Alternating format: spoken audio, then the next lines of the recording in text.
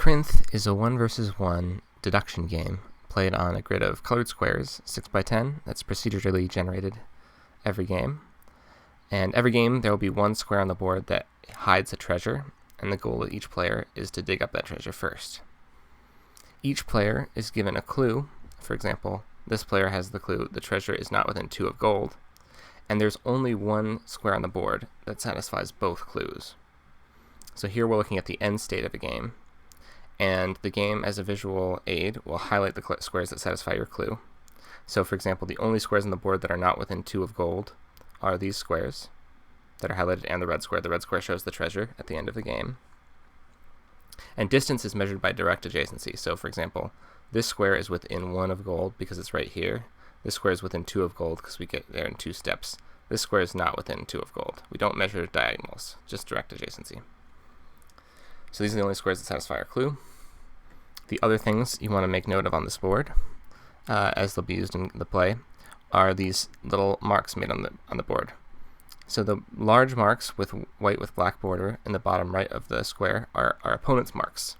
So this X tells us that according to our opponent's clue, it's not possible for the treasure to be in this square. This O, according to our opponent's clue, means that according to our opponent's clue, it is possible for the treasure to be in this square.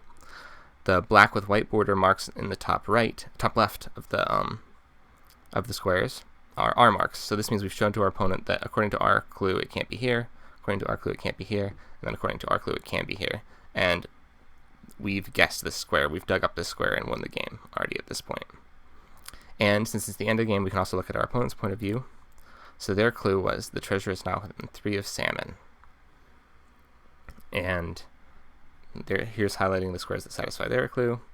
And here they see our marks. The marks are swapped, if you just check. Yep, so we can just see their point of view. There's also a timer in the bottom left.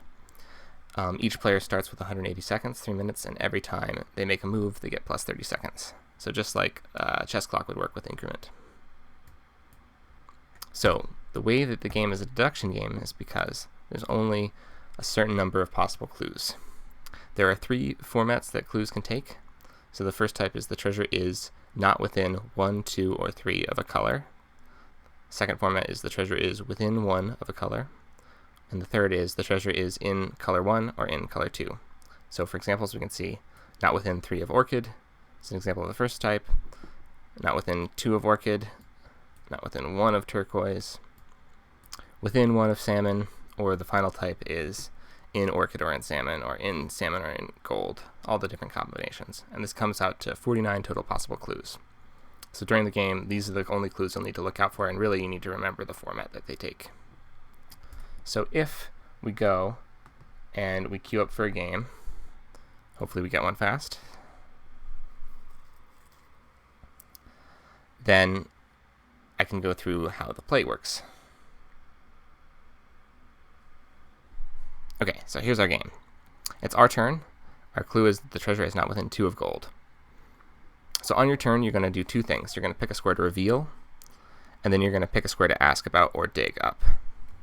So when you reveal a square, you click it, and that's the square we're going to reveal. And that means we're going to place a mark here, publicly showing to our opponent what our clue says about this square. So we would put an X here, saying that our clue says that it's not possible for the treasure to be in this square. And if you ask about a square, that forces your opponent to reveal what their clue says about that square. And if you dig up a square, you can only dig in squares that are valid according to your clue. And what that means is you also reveal the square you're digging in. You reveal the square you're asking about. You reveal the square you're digging in.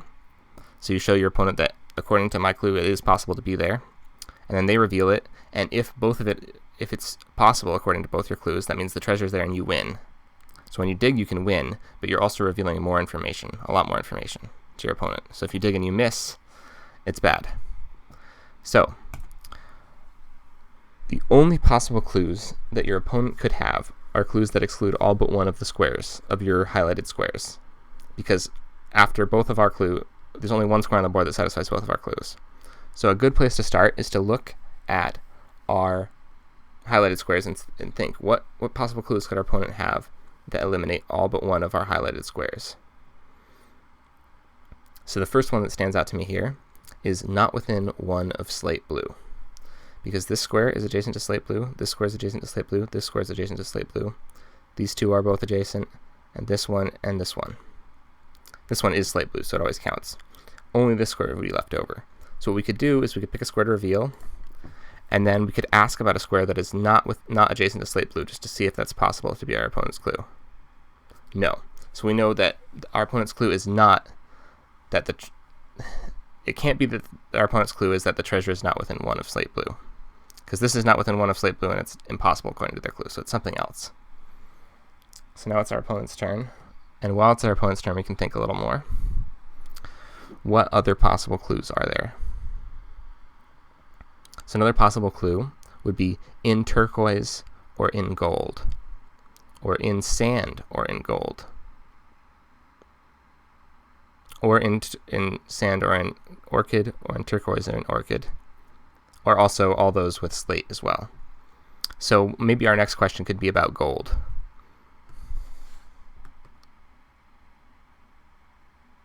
Okay, so our opponent just made this move. The most recent move is highlighted in this slightly lighter tan yellow color. So the most recent move, our opponent asked about this square and revealed this square to us. So we don't know that much more. Let us ask about, we'll reveal this one, and let us ask about gold, just to see what we were saying before. Oh, okay, so it can be here. So that might be because that square is gold. It might be something else, such as that square is not within 1 of sea green. It's another possible clue. So we'll wait for our opponent's turn. So now our question is, we could ask about another gold square. Let's we ask about another gold square that's within 1 of sea green to try to narrow it down.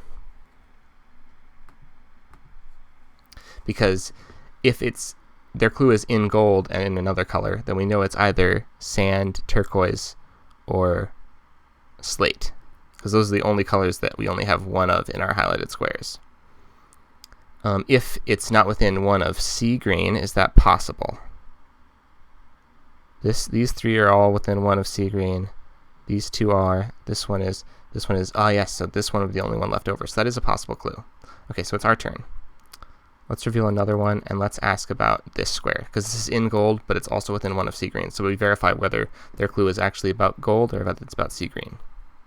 And it's an X. So their clue is maybe is about sea green. So we could try digging here next turn, as long as our opponent doesn't beat us to it.